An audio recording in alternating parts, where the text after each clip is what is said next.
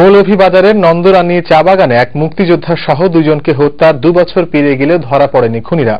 2012 সালের এই দিনে শাহাদাত রহিম চৌধুরীর লোকজন অবৈধভাবে চা বাগানটি দখল নিতে গিয়ে তাদের হত্যা করে। রহস্যজনক কারণে পুলিশ আজও আসামিদের বিরুদ্ধে চার্জশিট না দেয়ায় ক্ষোভ জানিয়েছেন এলাকাবাসী। মৌলভীবাজার প্রতিনিধি শেখ সিরাজুল ইসলাম সিরাজের রিপোর্ট জানাচ্ছেন মিজানুর রহমান। 2 বছর আগে নন্দরানী চা বাগানের মালিকানা দাবি করে পুলিশের সামনেই তা অবৈধভাবে দখল করে নিতে যায় প্রভাবশালী শাহাদাত রহিম চৌধুরীর লোকজন।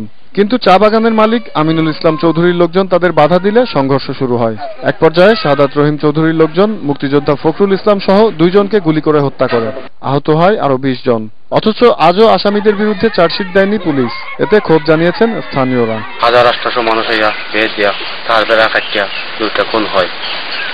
সামনে পুলিশ আসলো, পুলিশে কিছু বাধা বিপত্তি দেয় নাই। আমার ছেলেটা মারা গেছে 2 বছর হয়েছে, এরপরে আমি মামলা বইলাম, মামলার কোনো বিচার পাইলাম না। এই কথাটা মনে হইলে এখনো ডর লাগে, কাঁপছে। তাদের অভিযোগ আসামিরা প্রকাশ্যে ঘুরে বেড়ালেও পুলিশ গ্রেপ্তার করছে না। অবশ্য এ বিষয়ে ক্যামেরার সামনে কিছু বলতে চাননি পুলিশ